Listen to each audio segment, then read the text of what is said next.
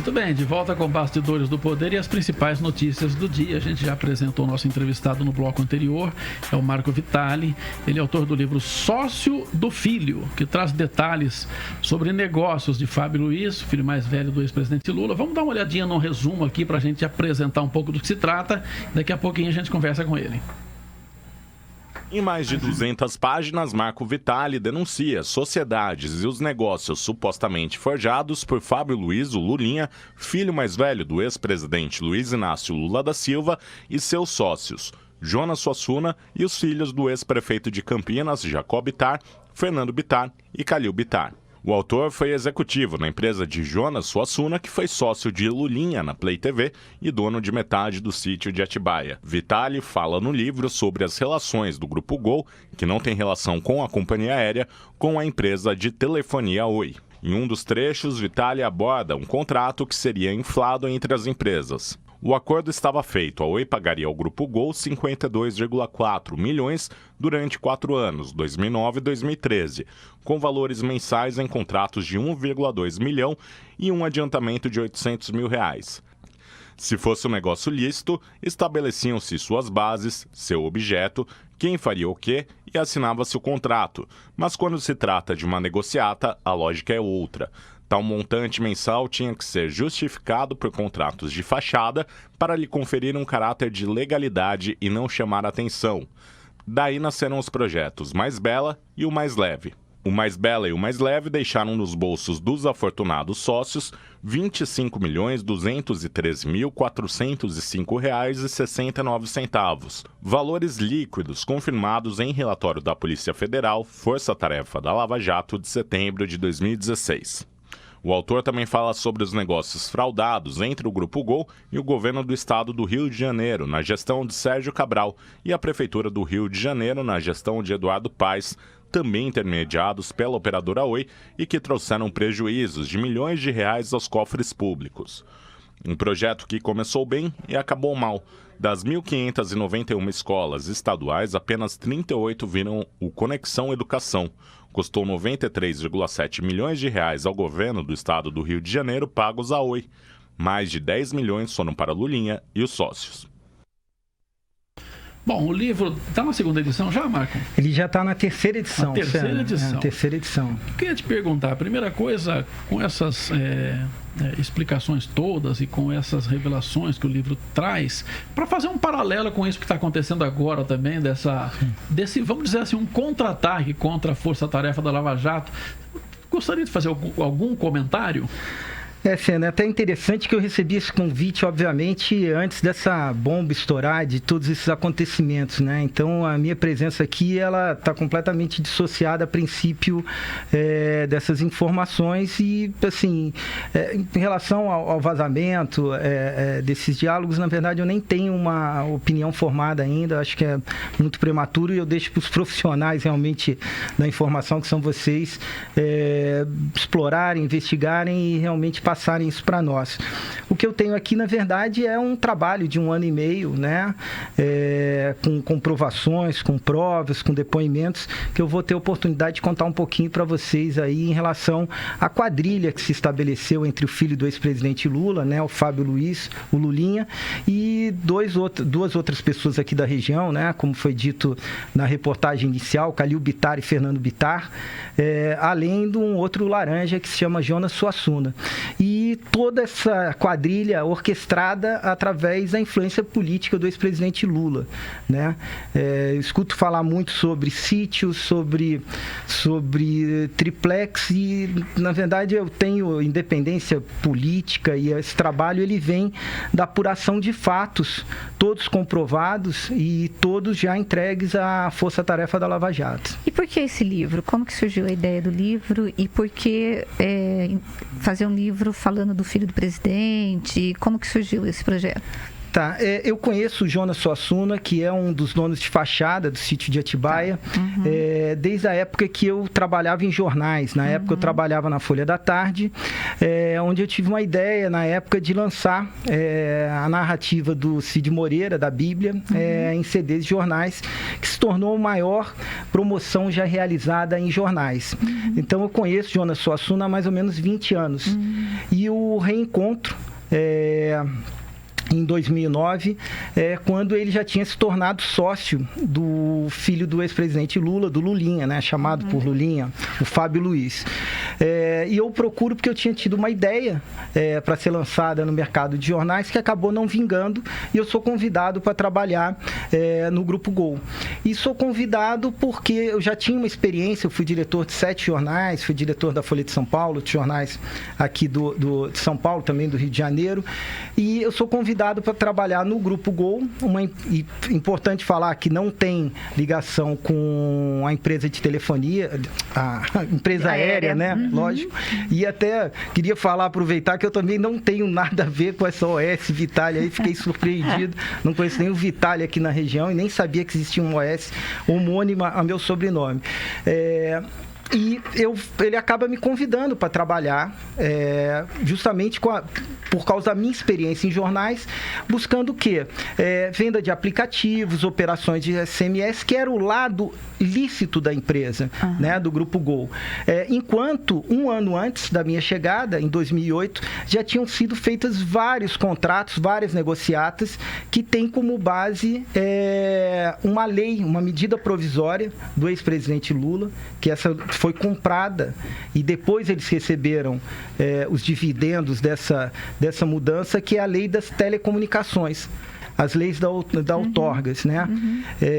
Explicando um pouquinho melhor, existia na época um impeditivo para que a Oi comprasse, adquirisse a Brasil Telecom, porque pela lei das telecomunicações, você, concessionário de uma região de telefonia, você só poderia adquirir outra se você abrisse mão da sua região de origem. E aí vem a Telemar. A Telemar resolve comprar a Brasil Telecom.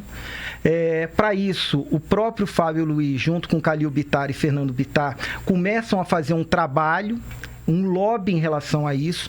O BNDES empresta em torno de 5 bilhões, 4 bilhões e 800 milhões, para que a Oi fizesse a aquisição da Brasil Telecom.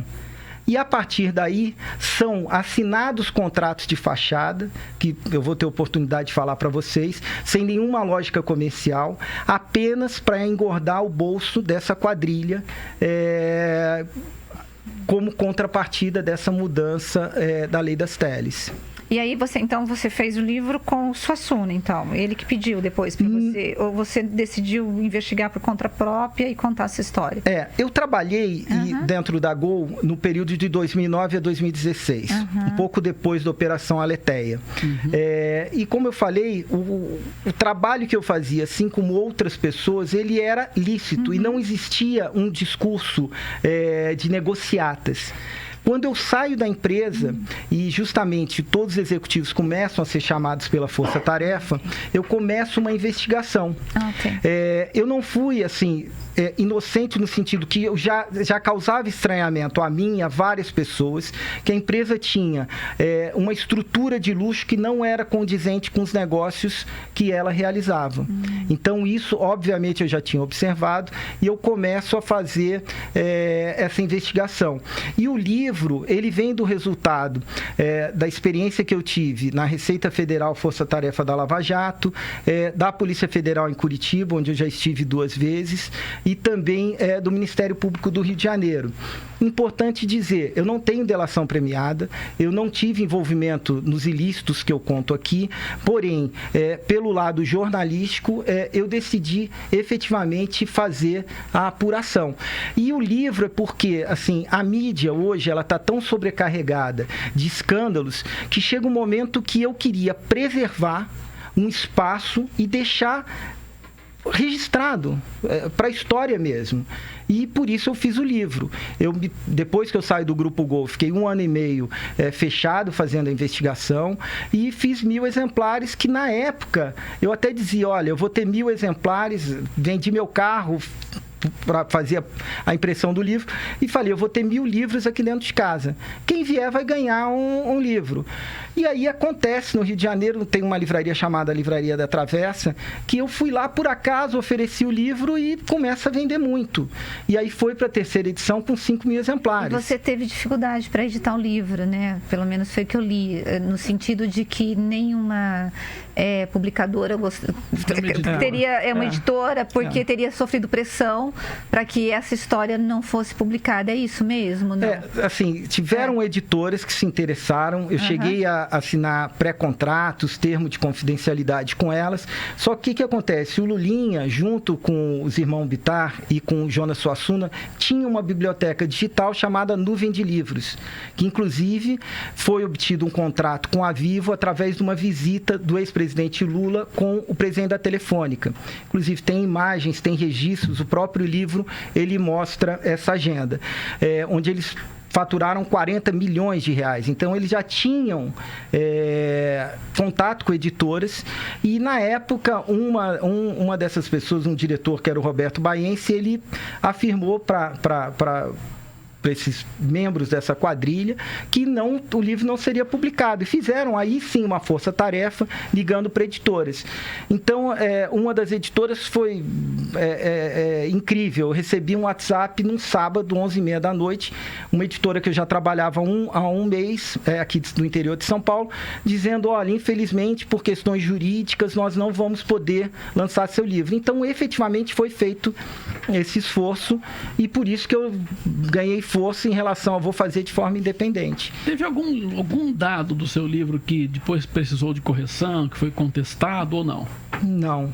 Não, desde outubro de 2017, através de reportagens de jornais, principalmente a Folha de São Paulo, outros veículos, o livro ele ganhou projeção, nada aqui foi questionado e teve algo, Sena, positivo, que é o acesso aos relatórios da Polícia Federal, que são públicos, né, estão na internet, da Receita.